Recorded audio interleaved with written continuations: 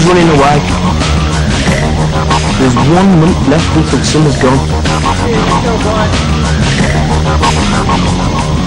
Few weekends. 72 daylight hours. In a few summers I'll be old. It's been a few days since I lost her. Finding them made me realise what I was missing.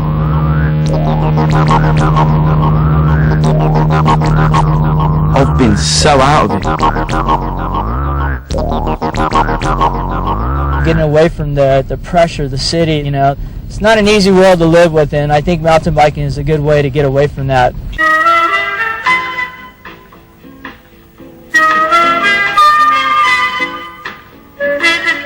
Yo, check this out. CPS in the beat-bag. I'm back on the track down with Mellow Bag to bring you some serious stuff. And don't forget, like Burrow said, it's difficult to advise those you're furious at, but it's particularly necessary because they need this. Yeah, brothers, here we go.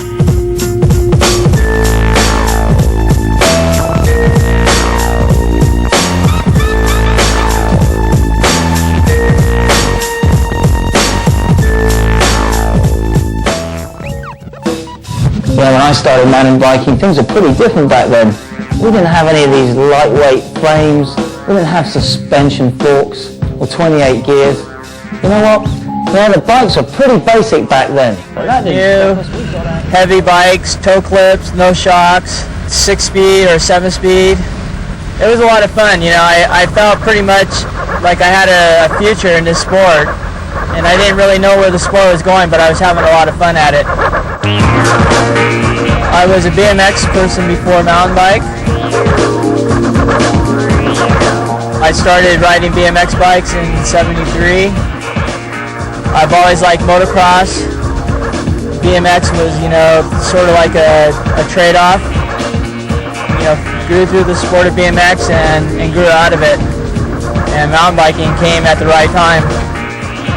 I fell in love with it right away.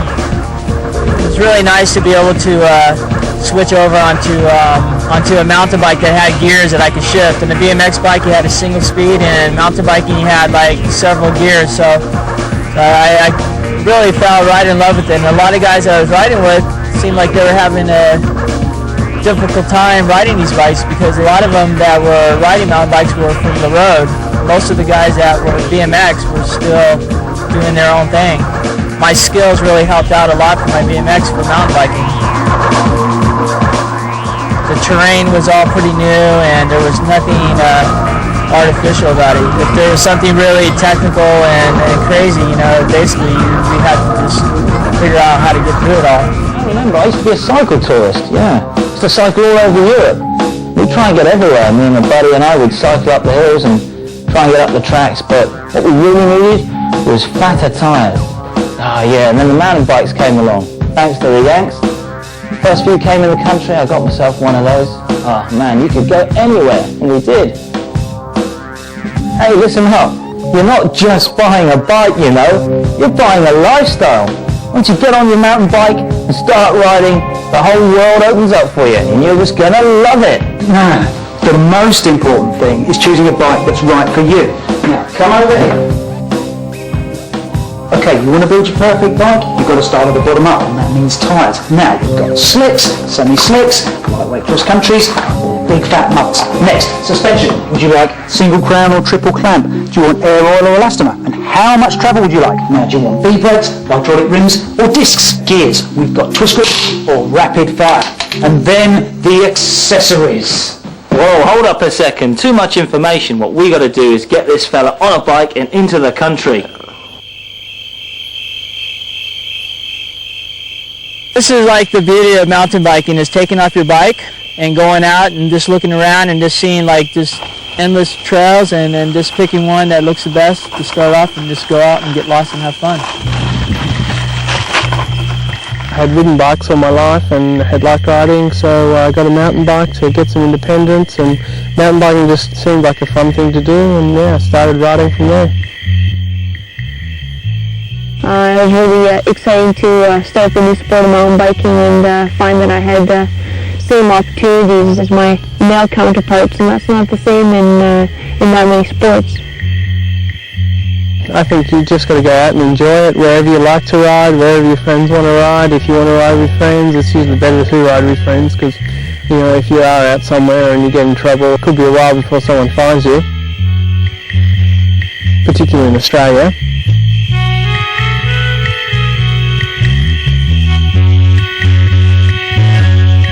I've never been run over by a kangaroo. To me, I still get it a lot now when I'm out riding down a trail or something and a kangaroo's jumping out in front of you and you're just chasing it down the trail, or maybe some rosellas or something, or you're riding along and you hear a little echidna scratching around on the ground, and that to me is really cool. I think for people just starting out riding, it would be a good idea for them to let people know where they are going in case they do run into trouble. Yeah, even though maybe in the couple hours of a race you're not really appreciating nature so much, you still have a lot of time training, a lot of time hanging out at the trails, and I love that aspect.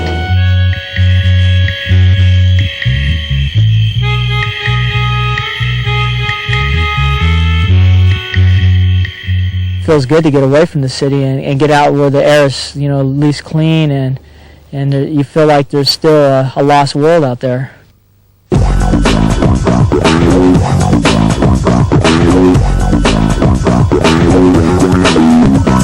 You can take it to whatever level you want.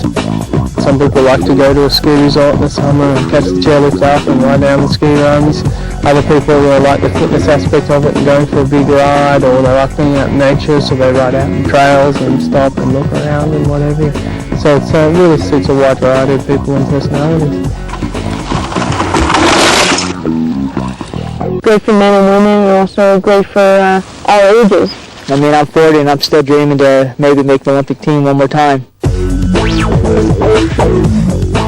I won 3 world championships, 3 World Cup overalls, Olympic silver medal. If you want to get to the very highest level of mountain biking, like the Olympic level, it is a full-time job, and it takes quite a few years. I think the minimum you could expect to get to that level from being a non-athlete is sort of 4 years minimum.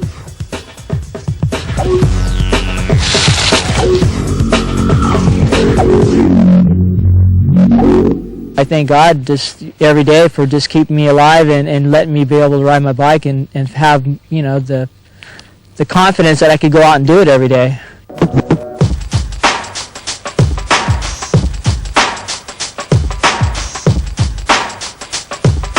I'll be down there and I'll see this little climb coming up. So the first thing is I'm going to let off the pedals a little bit, give myself a breather so that I have the good legs to get me up this.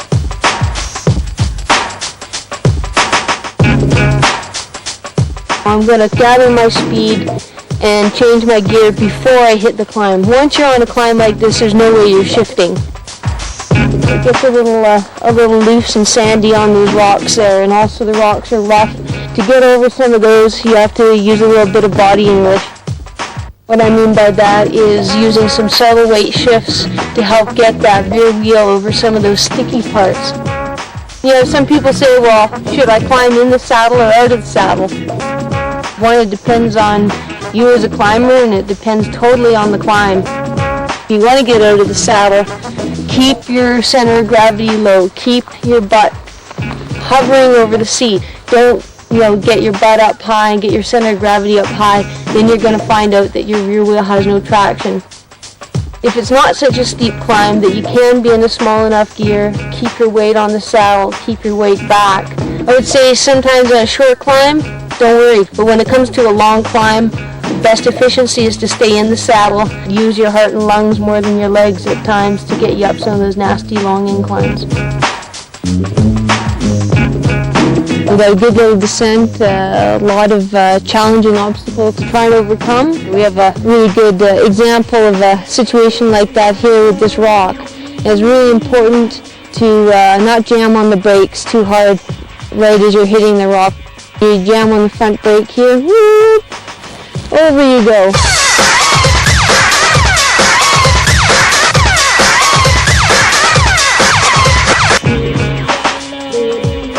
Plan in advance, check your speed here, let off the brakes, let your momentum carry you over, keep your line looking far enough ahead, have confidence in yourself, in your bike, in your handling skills, and get back to enjoying this great single track.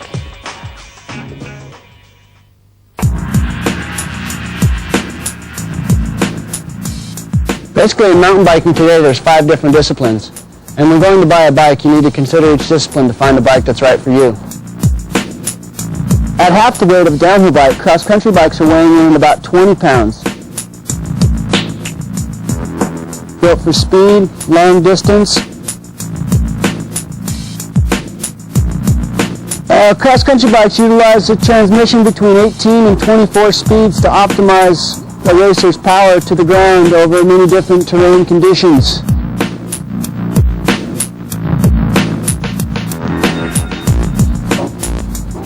As opposed to a downhill bike's 8 inches of travel, cross-country bikes utilize usually less than 3. It also has a hydraulic locking system, which virtually turns off the suspension for efficiency while climbing. A nice high seat on a cross-country bike gives you maximum leg extension for power on the way up those hills. Hey, look, he's checking out the clothing. Now, if he's going to be a cross-country rider, we've got to get him into some lycra, something that's cool, you know, something that's nice to wear in the sunshine, lightweight, so we can fully kit him out. A nice lightweight helmet, you know, some good padded gloves, maybe some cycling shoes, and maybe one of those drinking system backpacks.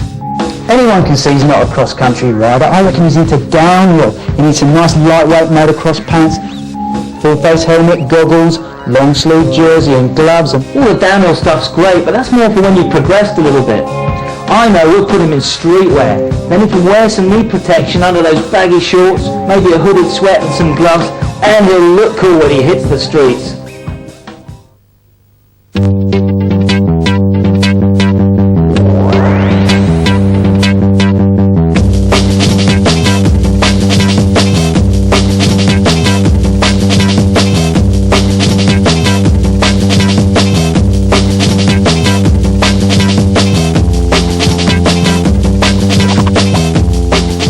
It's kind of boring after a while. No, it's Trials gives you all planes of motion. We can't Up, sit here down, and say trials left, is better than right. all the other disciplines of mountain biking, because it isn't. Well, I'm saying for me personally, screw trials you, gets buddy. boring. Stop! That's a Freudian slip. You're always just going forward as fast as you can, you know? Okay. Oh, I agree. You got beef?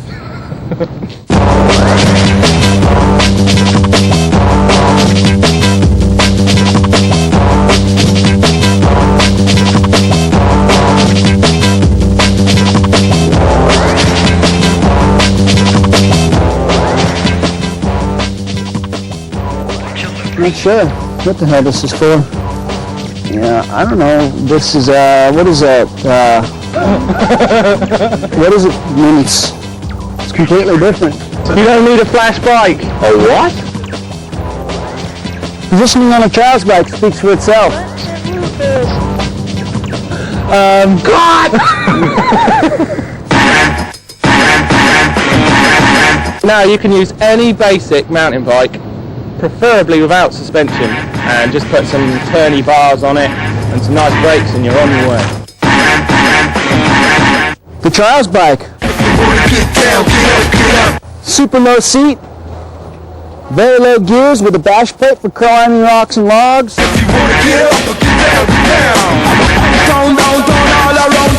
Low pressure, super sticky tires for excellent traction.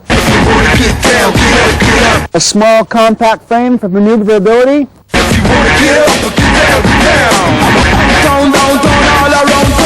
And look at these handlebars, super wide. That'll get you up a rock or two. Coming round from the underground, Berlin, it's the feedback getting down, dealing with outsides to nourish the radics.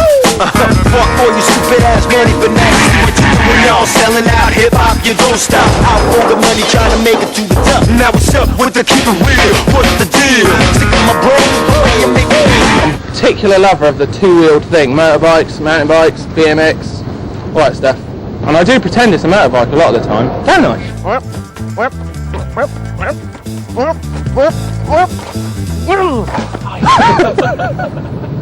you wanna get up or get down, get down.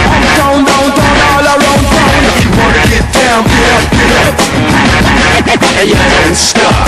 Yeah, I started to get tired of the team sports, you know. I have a more fun time with myself. One of the good things about trials, you can do it anywhere. Get down, get up, get up. I don't mean to hold you up. If you wanna get up, get down, get down. Don't all around. The street stuff's really good though, because it's all straight edges and it's really simple to learn on. But you can, at times, get arrested. The place to go if you're not going to get arrested is like car parks and stuff like that. You can ride them, and like Lance says, in the woods. In the woods, you go on rocks and logs and all kinds of mud embankments. It's fantastic.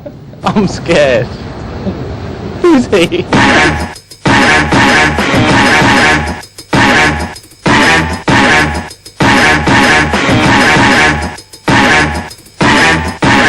If you're going to try trials, you know, just start off small. First thing I tried to do was balance in place. And once I had that, like a track stand, I tried to just work my way up a set of stairs, you know, however I could get it. It takes some time, you know, it's going to take years to get everything down. I mean, normally, I don't think unless you're some kind of prodigy or something, but I think that, yeah, start small. That's my advice. Because if you get hurt, you won't be doing anything. He looked at me as though I was like, is that right? I mean, you can, he'll validate my response. I do, I back him up 100%. He's my teammate. Doing trials is one particular thing you should do, but it suits me. But if you prefer something else, whatever.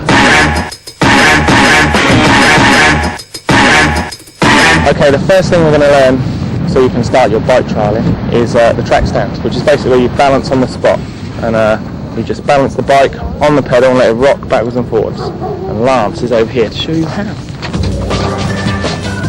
This is track stand here. Basically, I'm just controlling the bike from moving side to side by having my front wheel turned.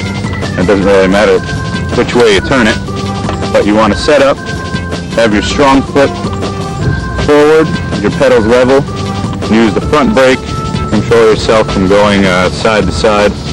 This is pretty much the fundamental move that's going to get your weight centered and yourself balanced for starting any other more advanced level technique, bunny hop or back wheel hop or anything like that. This is where to get started.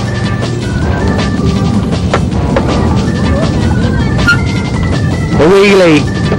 And you ride along nice and smooth. Just put all your weight at the back end of the bike. Press down on the pedals, putting power on the chain, then just straighten your arms back, find the centre of gravity, and you'll feel it, you'll know when it's too far, not enough, and then you just balance it on the back brake, back brake, back brake, back brake. You just ride along, bring it up, and hold it there. You can go for miles. Come forward. Bunny hop. It's quite simple, it's not very hard trick to do. You ride along with a little bit of pace, you bring the front wheel up first, and as you're getting near to the sort of, you know, what's that, 30 degrees, just bring it up and then take the weight off the back end. And you do that by pushing forward with the handlebars and back with your feet, and you kind of pin the bike in between those two positions. Come forward, back, and then up. Again, it takes practice, but it comes, and you can use it for all sorts of things once you've got it right.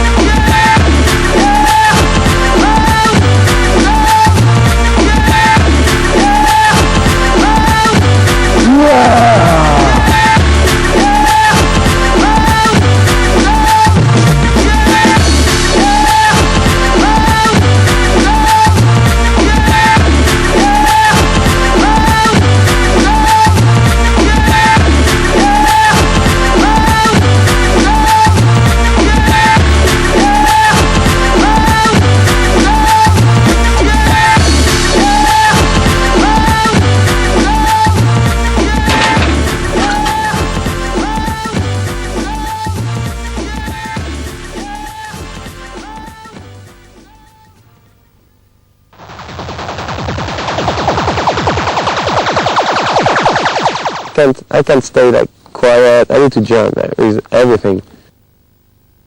I don't know, maybe something wrong with me.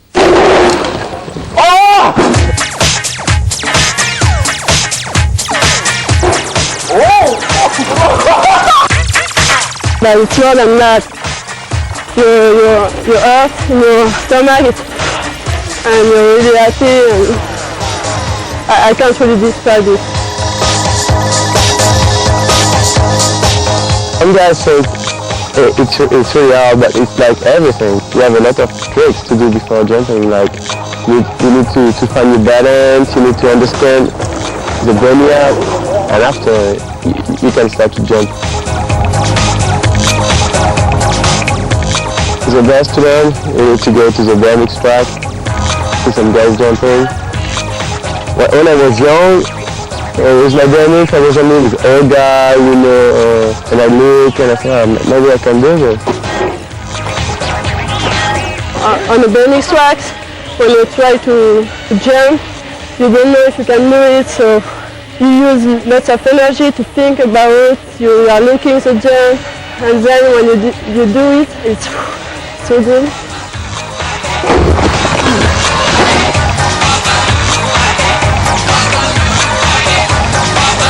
When I race, I can't ride a spin ride. Impossible for me. I need to jump.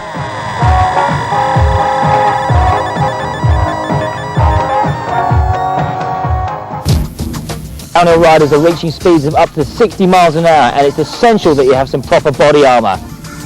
Riders have employed motocross technology to protect themselves. Firstly, the breastplate. That saves any heavy impact on the front of the bicycle, particularly the handlebars and stem.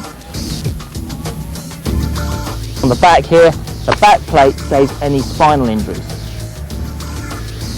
You know what? The most common injury on a mountain bike is a broken collarbone. These shoulder pads, they really do the business.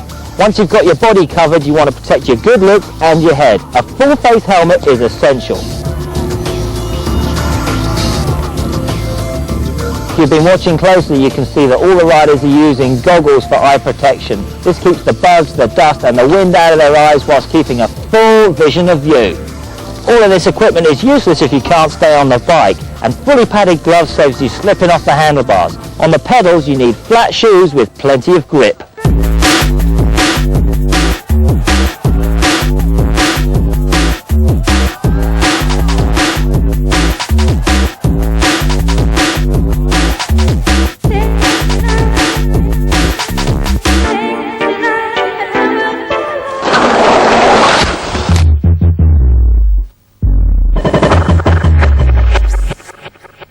Why mountain biking?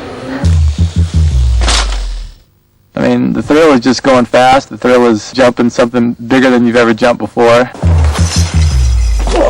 I like jumping very fast. It looks like motorcycle? That wasn't really the question. Okay. You know, I'm French and sometimes it's hard for me.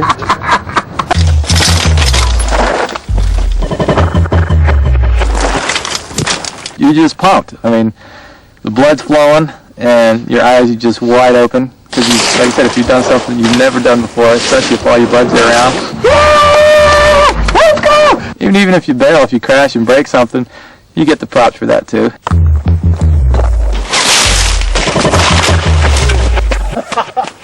And on my runs, I always visualize a race. So I'm racing against the McGraths and the Cedrics and the Lopes and guys. I mean, I'm racing every run almost.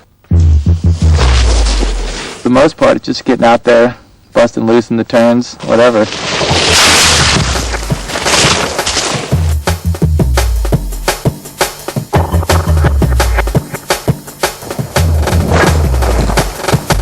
Everybody has a friend that's in mountain biking, because that's how you heard about it.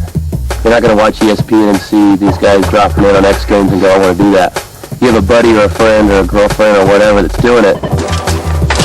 I can't think of another sport where with $200 and maybe a $20 helmet, you're in the door, and it's not a team sport.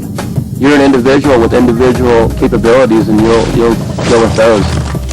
I said to my friend, you know, mountain bike is for kids. It's for people who don't know what is it, BMX and real stuff. And my friend said, no, you're wrong. You need to try. I said, no way. And maybe 1 month after, I try, and I finished 25 in the French Cup. And it was pretty good. I said, okay, it's pretty good. The easiest thing is just go to the local bike shop. Find out where all the trails are at. Cruise out there one day, regardless of what kind of bike you have.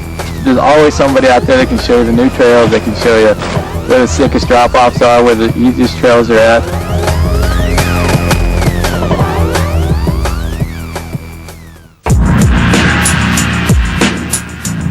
Downhill bike is basically a motocross bike without the engine. Has a long travel suspension system, hydraulically dampened shocks front and rear, usually 6 to 8 inches of travel, which is quite a bit considering downhill bikes are usually about 40 pounds compared to a motorcycle at 240 pounds. The hydraulic disc brake system on modern downhill bikes utilizes an oversized rotor for increased power and a hydraulic system that dissipates heat under extreme braking conditions. Another unique feature of a downhill bike is the chain guide system. Keeps your chain on the chainring when you're blasting downhill at 40 miles an hour over roots and rocks.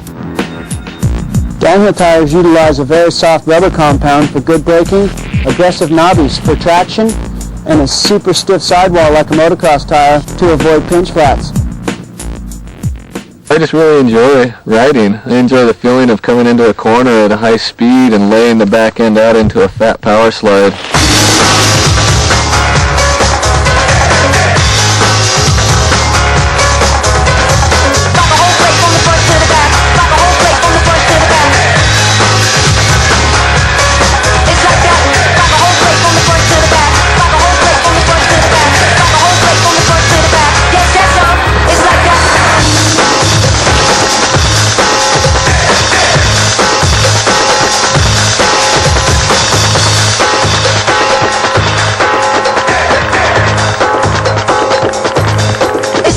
Really intense feeling. It's hard to explain until you do it.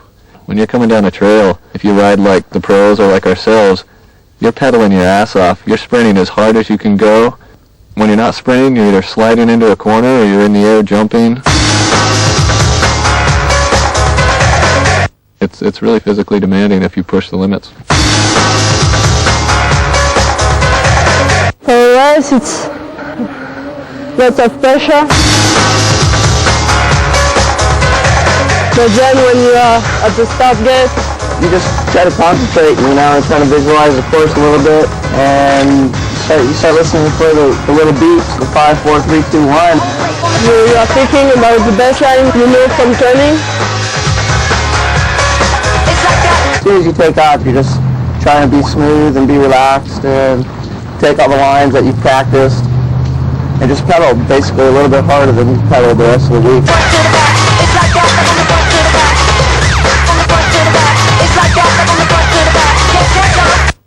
I think now kids need to do some sport. I see some kids sometimes. So, what's wrong with you? Take a bike and go ride. It's way better than you stay home and everything.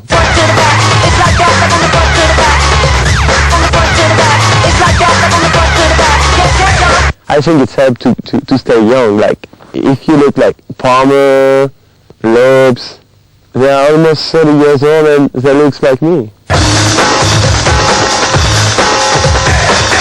Because sometimes some guys, they are 21 and over here, they're like 34.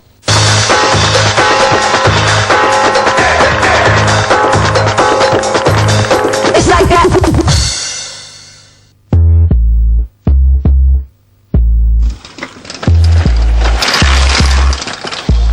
This is a 90-degree left-hand turn we have here. And a few basic techniques that you want to keep in mind is, for one, stay off your front brake when you're actually in the turn. Right now we're about 10 meters from the corner. We're carrying a decent amount of speed. So about right here, we're going to want to start applying the front and the rear brake both at the same time. So by the time we get to that corner, we can let go of the front brake and just use the back brake. If it's a really good berm turn, you can let go of the rear brake too and just carve through the turn. But the key is, don't hit this front brake when you're actually in the turn. Okay, right now we're in the middle of the turn. And at this point, your front finger is going to be off the brake. Your inside pedal is going to be up. As you can see right here, we got some rocks that are pretty low, so even if you have your pedals even and you're leaning over, by the time you get to these rocks, chances are you're going to probably hit it. So we're going to have our pedal up. We're going to be leaning through the turn like this. No finger on the front brake, only on the rear, and leaning back a little bit. When you go through the turn, your body position is going to be kind of back, and you're going to be putting a lot more weight over the rear tire to try to get traction on the rear. And as you exit the turn, that weight is going to go forward. You're going to bring your body a little bit more forward over the center of your bike.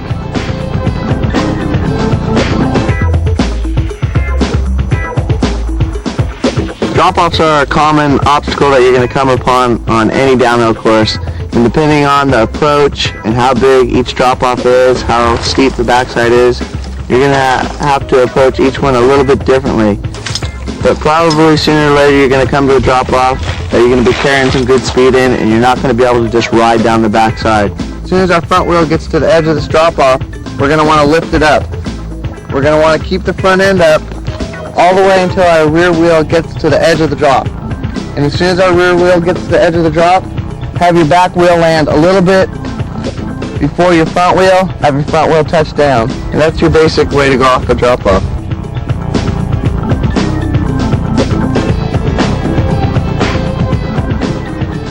Jumping for me is probably one of the funnest things to do on any type of bike. On this particular jump, we're carrying quite a bit of speed through this turn. It's a fairly short jump. It's only about a foot high and about 6-7 feet long. So our momentum is basically going to carry us over this jump. We're actually going to let the bike come up into our body and try to suck this jump up. So when we take off, we're not way up here. We don't want to pick up. We want to actually press down and try to press through the jump. So we're staying about this height. And opposed to a drop-off where you want to land your rear wheel first, on this you're going to want to land your front wheel first. You want to try to pinpoint your front wheel right at the very beginning of the landing so you can start generating your speed by getting your wheels back on the ground as quick as possible.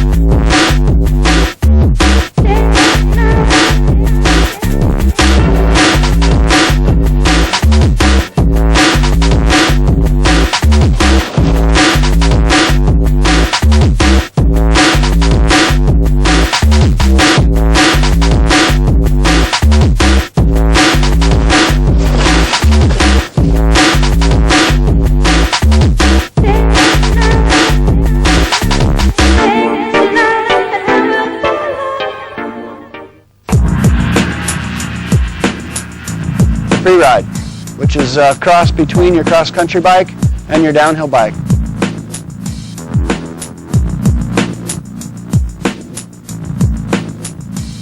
Seating position on a free ride bike is very similar to a cross-country bike, just a little more relaxed for the all-day rides, a little more aggressive position to handle the downhills, and the center of gravity laid back a little bit for better traction. The reason this bike's so fun on the downhills is it utilizes 4 inches of travel on the front and also 4 inches of travel on the rear. With just the flick of a switch, freeride bike becomes fully rigid, allowing for excellent uphill performance, only a couple of pounds heavier than your full cross-country race bike, and a seat post that moves up and down to accommodate both riding positions. There you go, I think you've got all you're going to need there. Got a great helmet and some goggles here. got your sweat top and the pants. All we need to work out is which bike you're going to buy. Well, thanks very much, but I don't actually need any of this stuff. I've only come in to get my bike. I think you were fixing the wheel. There's my ticket. You complete mountain biker. Here we go.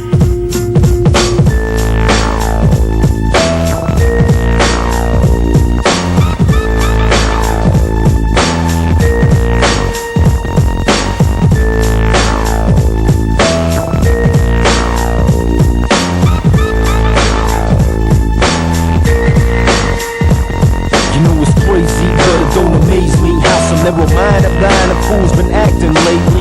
They causing trouble cause they wanna be the number one man in the game, but the steel in their pocket won't change a thing.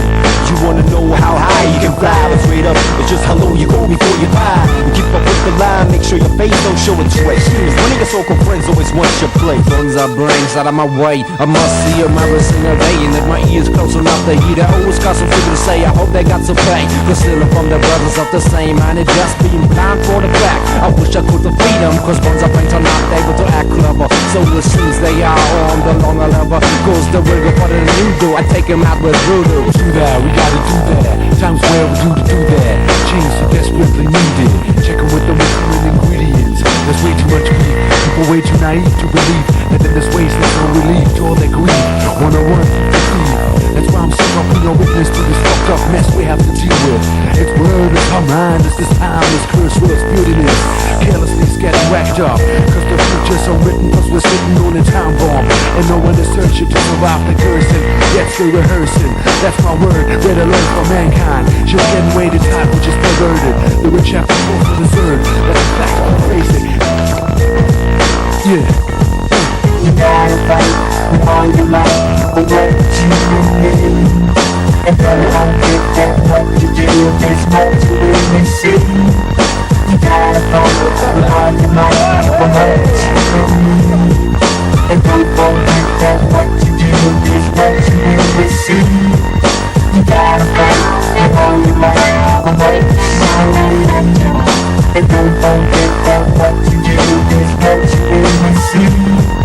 You gotta fight with all your might for what you believe. And don't forget that what you do is what you really see. You gotta fight with all your might for what you believe. And don't forget that what you do is what you really see. You gotta fight with all your might for what you believe. And don't forget that what you do is what you really see.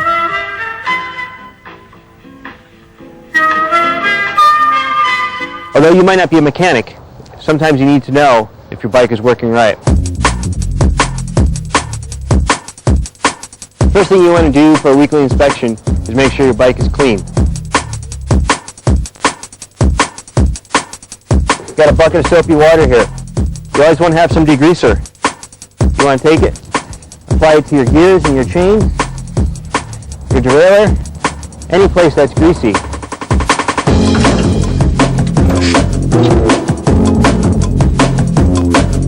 A little soapy water and a brush.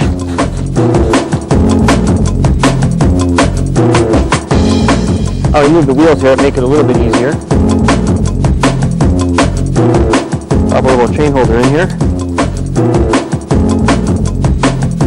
Place the chain on the chain holder, that way you can pedal the bike and not scratch it.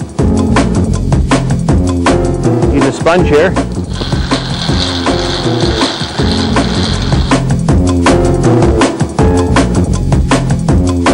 Rinse the chain off with your hose. It's very important to use low pressure when you're working on your bike. Although the bearings might be sealed, they're not sealed to the high pressure washers you might find in a car wash.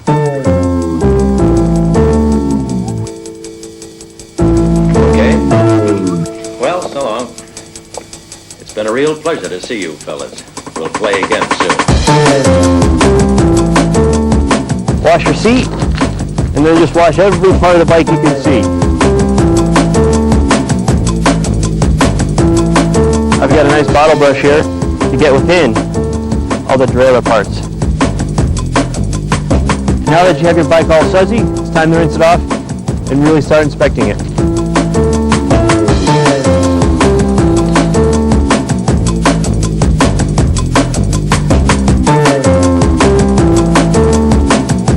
We're going to start off with the frame first.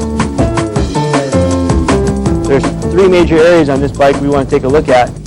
The first one is underneath here on the down tube. This is where the bike takes quite a bit of force. We want to look and see if there's any cracks or chips in the paint.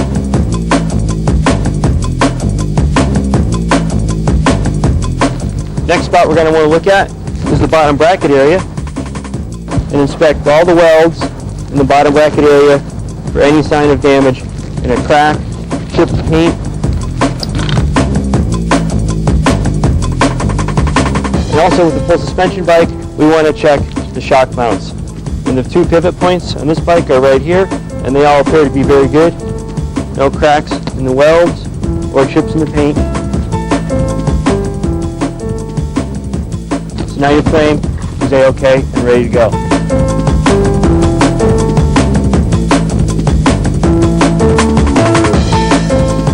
We want to inspect the wheels now that they're nice and clean.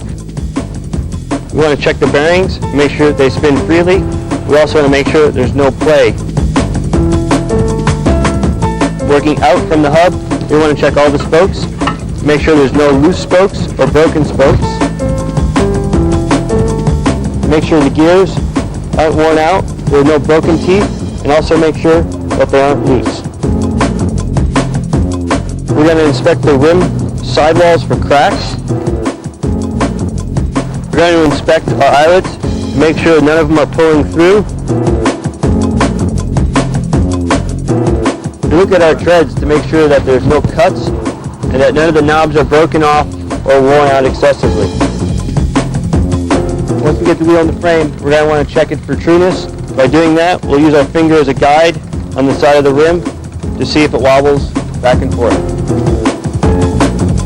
We also want to check for roundness, and by doing that, we'll spin the wheel and look at it from the side here to see if it has a hop up and down from hitting a large rock. We're going to check the brakes now. We're going to start at the lever. We're going to look at the hydraulic line and make sure that there's no cracks or oil leaking. We're going to follow that from the lever right down to the caliper.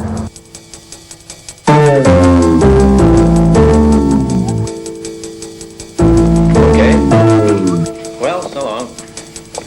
It's been a real pleasure to see you fellas. We'll play again soon. Our next step is to check our derailleurs and shifter cables.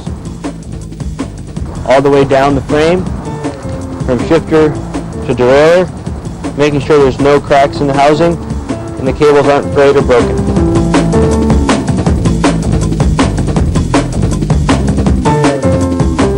Next, we want to make sure that our derailleurs don't overshift. By doing that, pedal the bike and push the derailleur as far as it'll go in one direction, as far as it'll go in the other direction. We're going to apply the lube to the top of the chain here, spinning backwards to evenly apply it throughout the chain and all the links. Work the lubrication into the chain a little bit, and now your chain is nice and quiet.